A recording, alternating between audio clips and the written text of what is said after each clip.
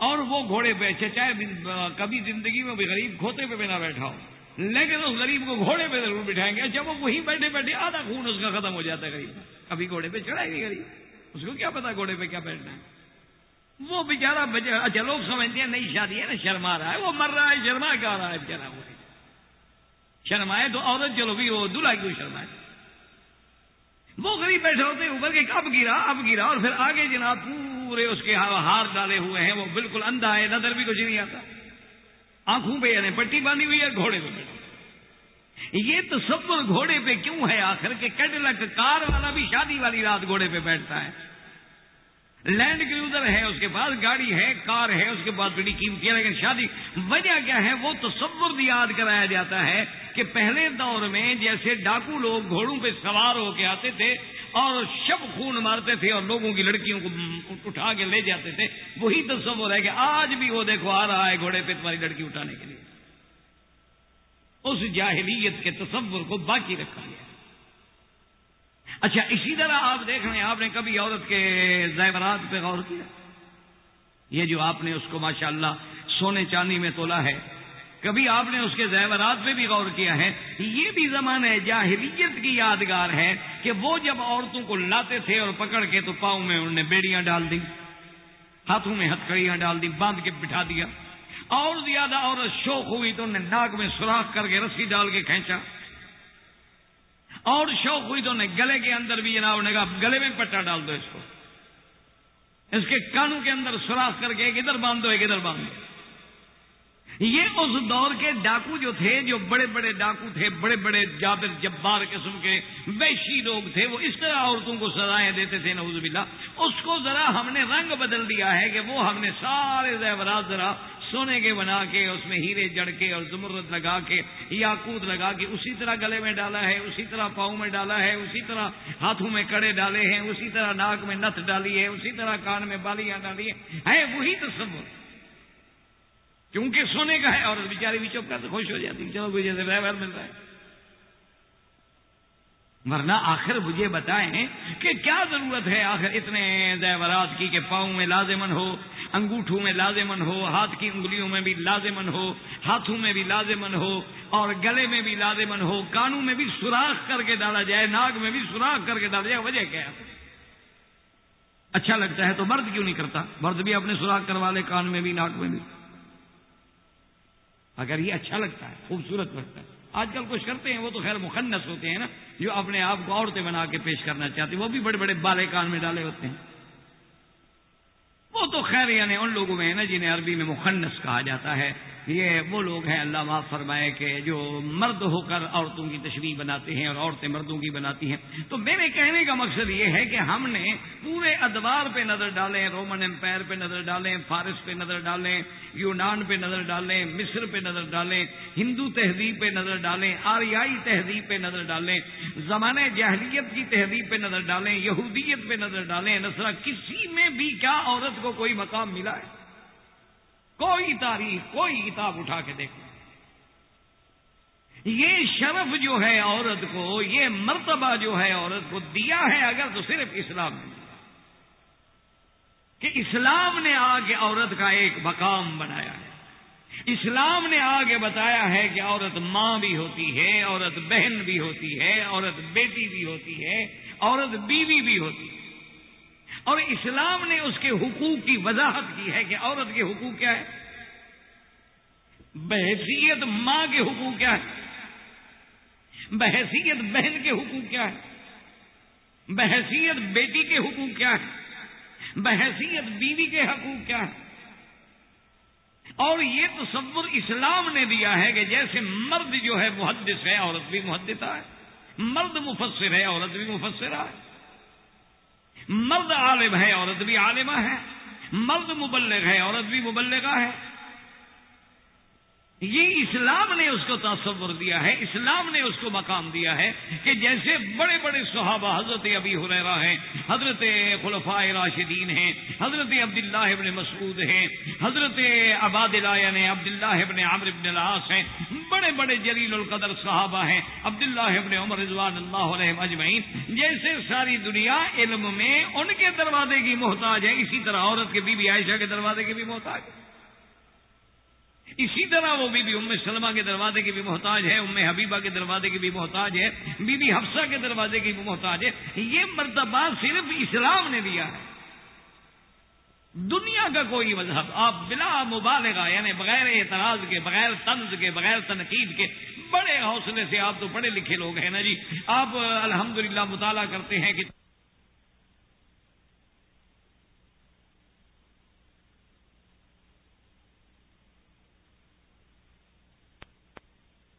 حقوق، یہ مرتبہ، یہ مقام، یہ عزت، یہ عظمت دی ہے جو اسلام نے اس کو دی۔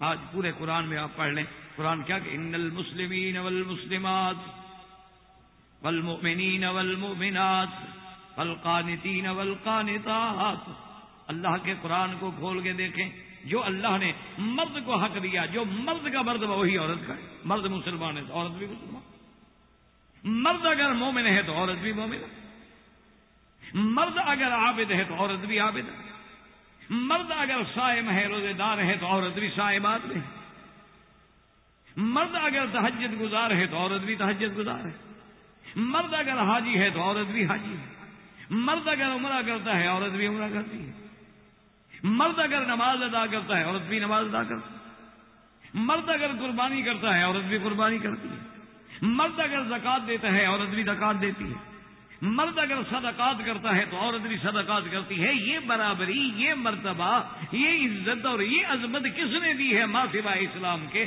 تو عورت کا مقام اصل جو ہے وہ اگر واضح کیا، بنایا ہے، اونچا کیا ہے تو صرف اسلام نے۔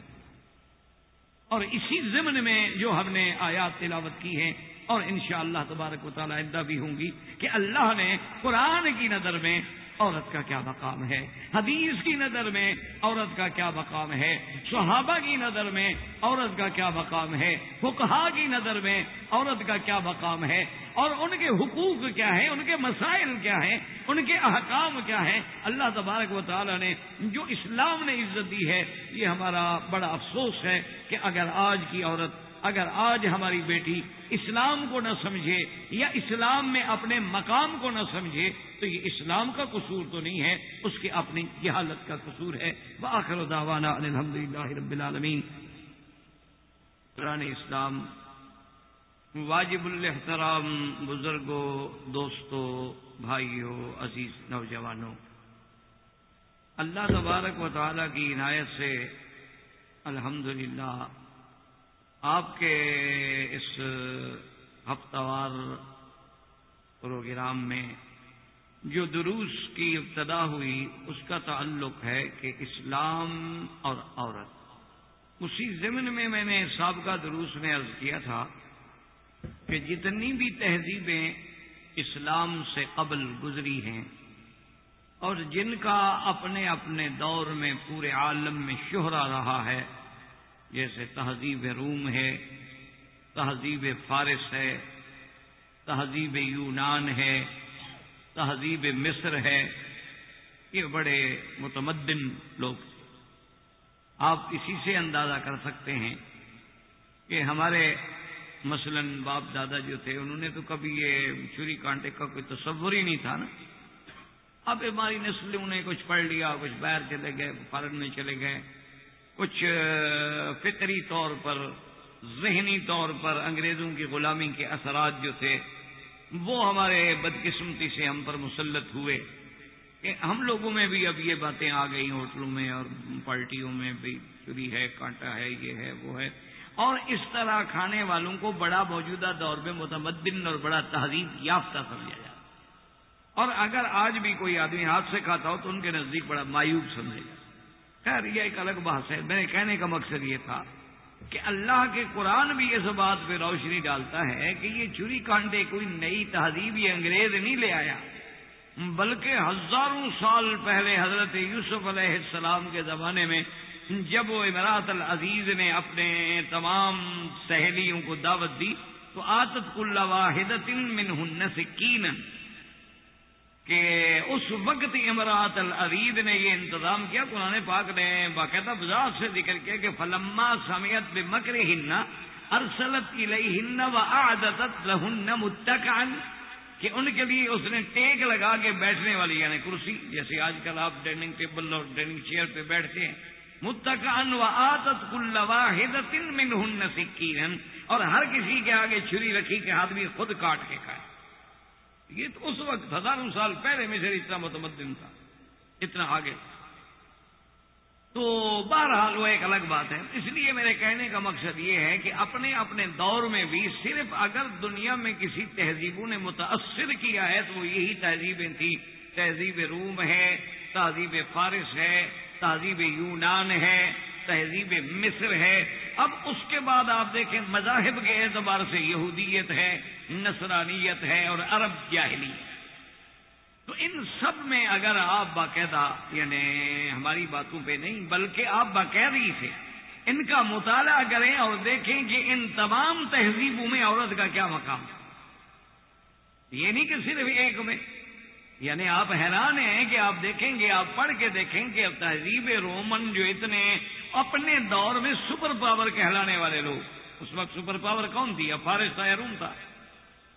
یہ اتنی بڑی، لیکن ان کے نزدیک عورت کا کیا مقام تھا کہ عورت کیا ہے، ایک گری پڑی ہوئی چیز ہے، تاکہ مرد اگر چاہے تو اپنی بیوی کو قتل بھی کر دے. اسی لیے آپ دیکھیں کہ فارس میں آج بھی عورت کو زن کہا گیا. مصر میں منڈیاں لگتی تھیں اور عورتوں کو بیچا جاتا تھا.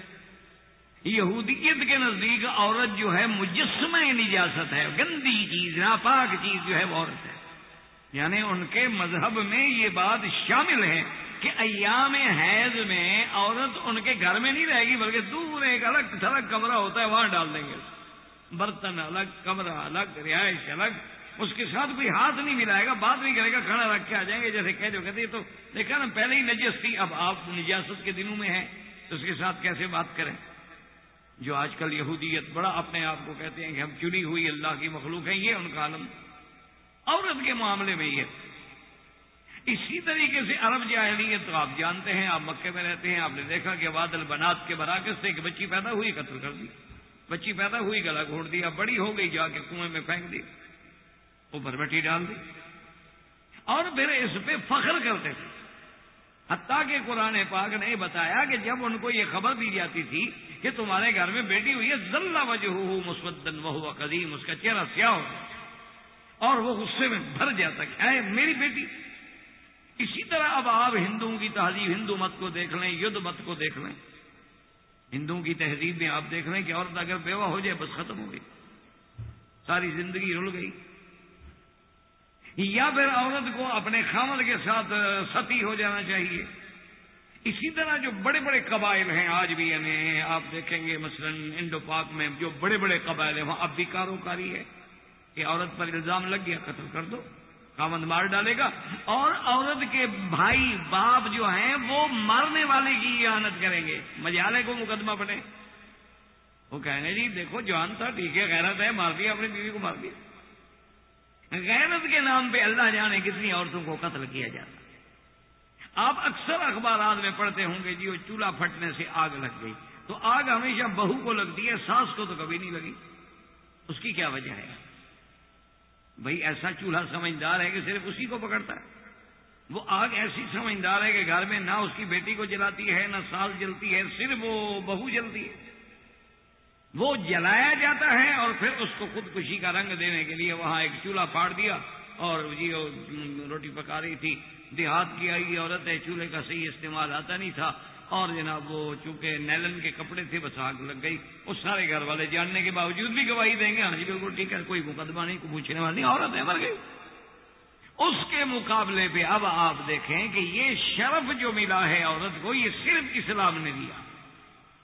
اسلام نے آ کے عورت کو اونچا کیا، اسلام نے آ کے عورت کے حقوق معین کیے، اسلام نے آ کے عورت کے رشتے واضح کیے کہ عورت ماں بھی ہوتی ہے، عورت بیٹی بھی ہوتی ہے، عورت بہن بھی ہوتی ہے، عورت بیوی بھی ہوتی ہے، اور پھر ان سب کے حقوق بیان کیے کہ ماں کے کیا حقوق، بیٹی کے کیا حقوق ہیں، بہن کے کیا حقوق ہیں، بیوی کے کیا حقوق۔ یہ اسلام نے آگے ان کو کہر مذلت سے نکالا، اسلام نے آگے ان کو اتنا بڑا شرف بخشا ہے، اسلام نے اتنا اونچا کیا ہے۔ اسی لیے میں نے آپ کے سامنے یہ قرآن کی آیت تلاوت کی ہے کہ اب آپ الحمدللہ اتنا عربی تو آپ بھی سمجھتے ہیں، مکہ سرزمین مکہ میں رہتے ہوئے، اور پڑھے لکھے لوگ ہیں، اللہ کا شکر ہے۔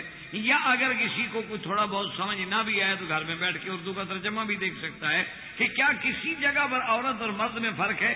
ان المسلمین والمسلمات والمؤمنین والمؤمنات، جیسے یعنی مسلم مرد ہے اسی طرح عورتیں، جیسے مومن مرد ہے اسی طرح عورتیں ہیں، اور اس کے والقانتین والقانتات، اللہ کی اطاعت کرنے والے مرد ہیں، عورتیں ہیں، والصادقین والصادقات، اگر صدق پہ مقام پہ فائز ہونے والے مرد ہیں تو عورتیں ہیں، والصابرین والصابرات، بلاؤں پہ، عبادات پہ، امتحانات میں صبر کرنے والے جیسے مرد ہیں ویسے عورتیں ہیں، والخاشعین والخاشعات، اللہ کے آگے ڈرنے والے، خشوع کرنے والے، عاجزی کرنے والے جیسے مرد ہیں جیسے عورتیں ہیں، والمتصدقین والمتصدقات، اللہ کے راستے میں خیرات کرنے والے جیسے مرد ہیں جیسے عورتیں ہیں، والصائمین والصائمات، اللہ کے لیے جو روزہ رکھنے والے مرد ہیں ویسے عورتیں ہیں، والحافظین فروجہم والحافظات، اپنی شرم گاہوں کی حفاظت کرنے والے جیسے مرد ہیں ویسے عورتیں ہیں۔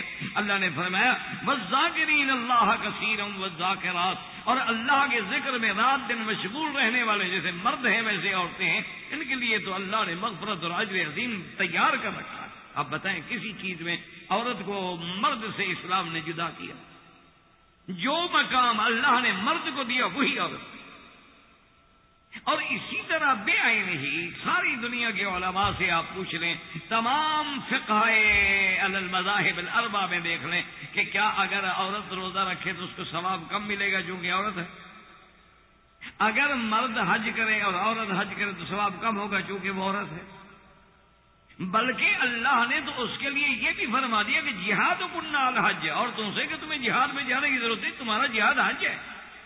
اور پھر اسلام نے عورت کو جو حج کے سفر میں جو آسائش دی، جو آرام دیا، جو راحت دی، وہ مرد کے لیے نہیں ہے۔ یعنی مرد کے لیے تو ضرورت نہیں ہے نا کہ محرم کو لے کے چلے، لیکن اسلام میں عورت کے لیے تو پابندی ہے کہ بغیر محرم کے سفر نہ کرے، کیوں کوئی تکلیف ہوگی تو محرم مدد کرے گا، حفاظت کرے گا، دکھ سکھ میں ساتھ دے گا۔ مرد کا تو جب باپ بوڑھا ہوتا ہے تو اولاد حج پہ بھیج دیتی ہے کہ انشاءاللہ کنکریاں مارتے ہوئے فوت ہو جائے گا، کیونکہ اولاد تو سمجھدار ہوتی ہے نا، وہ تو اپنے والدین کو جب ریٹائر ہو جاتے ہیں نا جی، جب ان کو حکومت نوکری سے نکال دے پھر آدمی اللہ والا ہو جاتا ہے، یعنی بندوں کے لیے بیکار ہو گیا، اب خدا کے کام آئے گا، تو اس کے لیے تو یہ عالم ہے۔ لیکن عورت لا یسافر امرأة الا ذو محرم، نزول فرمایا کوئی عورت سفر نہ کرے جب تک محرم ساتھ ہو۔ کیوں محرم ساتھ؟ اس کی عزت کا تحفظ، اس کے سفر کی مشکلات کا تحفظ۔ اچھا پھر جناب یہ ہے کہ مرد کے لیے تو حکم ہے جناب جب آپ آئیں میقات پہ تو غسل کریں، اور اس کے بعد جناب اپنا یہ سوٹ شوٹ اور کپڑے شپڑے اور جناب یہ جو آپ نے لباس پہنے ہوئے سب اتارو، بس 2 چادریں باندھو، کفن پہنو۔ لیکن عورت کے لیے تو کوئی حکم نہیں کہ وہ لباس پہنے، چادریں پہنے، لباس اللہ فرمایا جیسے لباس میں ٹھیک ہے، یہی ہے، یہی اس کا احرام، جس لباس میں بیٹھی ہوئی بس اسی میں نیت کر۔ یعنی آپ اندازہ کریں کہ کس طرح اس کو راحت پہنچائی جا رہی ہے۔ اچھا اس کے لیے جناب اب یہ ہے کہ اچھا فرض محال اب آپ دیکھیں کہ طواف افاضہ ہے، طواف زیارت ہے، اس کے لیے مردوں کے لیے تو ایک ٹائم مقرر ہے، ایک وقت مقرر ہے کہ آپ فقہ حنفی میں تو 12 کے بعد اگر آپ طواف کریں گے، 12ویں تاریخ کو مغرب کے ڈوبنے کے بعد اگر آپ طواف کریں گے، آپ کو دم دینی ہوگی، طواف تو ہو جائے گا لیکن دم پڑ جائے گی کہ آپ کے پاس 10 کا دن تھا، 11 کا دن تھا، 12 کا دن تھا، آپ نے تینوں دن ضائع کر دیے۔ اچھا اتفاق کی بات ہے کہ عورت کو ایام آ گئے، اس کا ایک سسٹم ہے، نظام ہے، ان اللہ کتب علی بنات حوا، اللہ نے حوا کی بیٹیوں پہ لکھا ہے، آ گئے تو اب جی وہ طواف جنازہ میں کوئی بات نہیں بھئی، اس کی تو 8 دن جناب عادت ہے، اور اس کو تو حیض آ گیا 11 کو، ٹھیک ہے 8 دن بعد جب پاک ہو جائے بعد میں کر لیں، کوئی جرمانہ بھی نہیں، جس دن پاک ہو کر لیں۔ اب دیکھیں کہ اگر مرد طواف الوداع نہ کرے، اس پہ دم ہے، کہ طواف الوداع واجب ہے اور بغیر چھوڑے یہ نہیں جا سکتے. ایام ہے، عورت ہے، اللہ فرمایا معاف ہے، جاؤ. یعنی آپ دیکھیں ایک ایک مسئلے میں دیکھیں، صرف یہ ہے کہ سرخ عینک پہن کے دنیا کو نہ دیکھیں کہ ہر چیز آپ کو سرخ نظر آئے. آپ بالکل نظر انصاف سے دیکھیں کہ اللہ کا قرآن سورۃ الاحزاب کہ اللہ نے بالکل جہاں مسلمان مرد کا ذکر کیا وہی شاد عورت کا ذکر. اسی لیے صحابہ کہتے ہیں خدا کی قسم ہماری تمنا ہوتی تھی کہ حضور